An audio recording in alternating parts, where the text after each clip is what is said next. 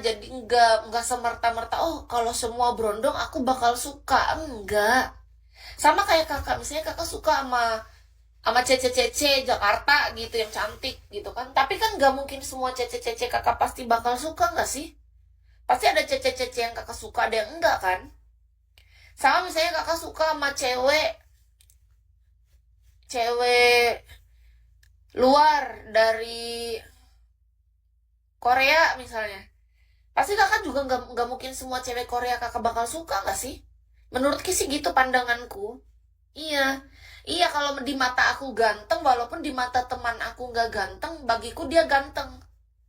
Gantengnya menurut aku tuh selera aku sendiri, Kak. Aku tuh punya selera sendiri yang berbeda dari teman-teman orang sekitar aku. Ganteng di mata aku tuh. Enggak, kalau 37 tuh nggak berondong. 37 itu masih seusia. Nggak berondong. Kalau berondong itu menurut Kis dari usia 28, 29, 30, 31 gitu-gitu itu masih berondong menurut Kis.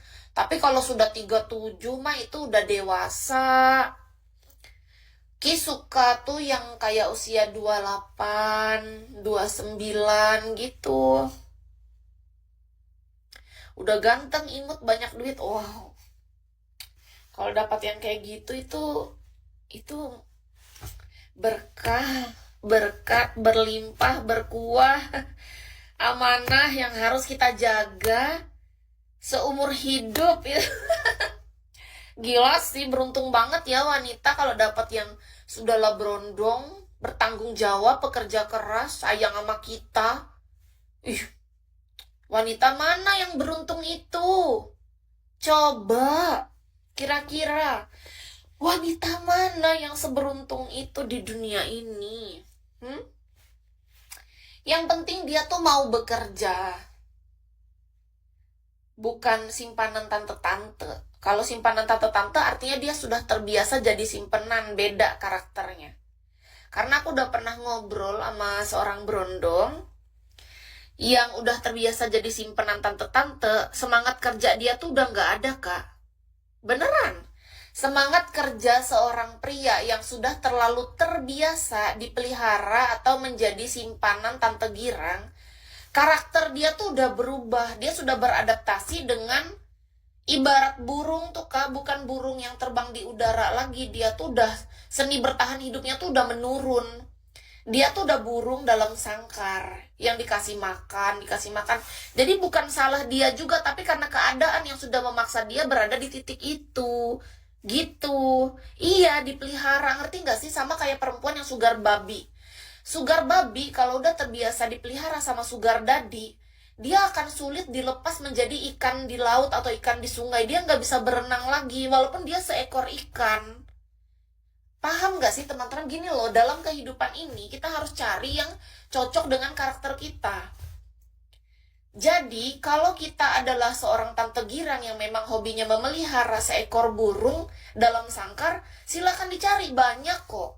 Tapi kalau kita tipe orang yang bukan tipe tante girang yang suka memelihara burung dalam sangkar, kita suka burung yang bebas, yang terbang di udara, yang punya seni bertahan hidup, yang agar kita berdua bisa maju bersama, berkembang, belajar bersama di dunia ini.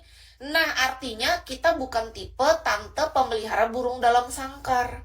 Sama kayak sugar daddy yang memelihara sugar babi. Sugar babi itu wanita muda yang dipelihara oleh om-om tua yang punya istri tua. Biasanya gitu, makanya namanya sugar babi.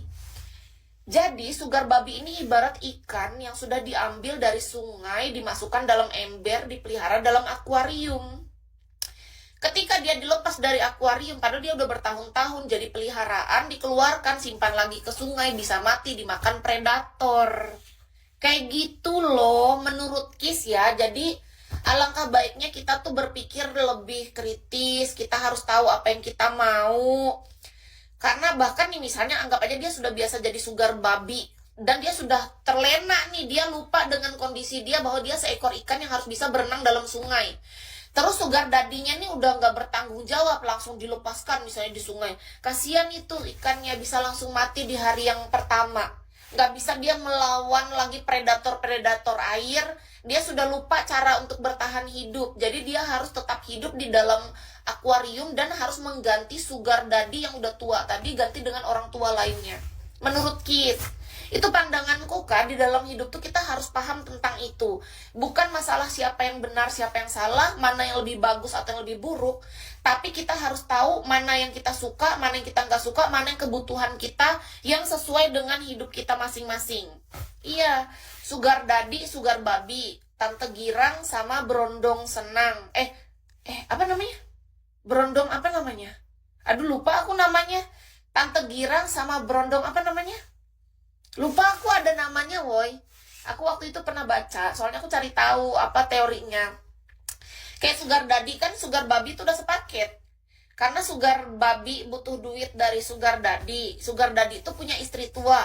Jadi biasanya dia tuh mencari sugar babi yang muda banget karena mencari daun muda katanya. Katanya sih. Intinya tuh aku suka kamu, punya aku, awas kiss dede. Dede siapa? Orang aku aja nggak ada berondong sekarang. Nggak ada, Kak. Mungkin aku memang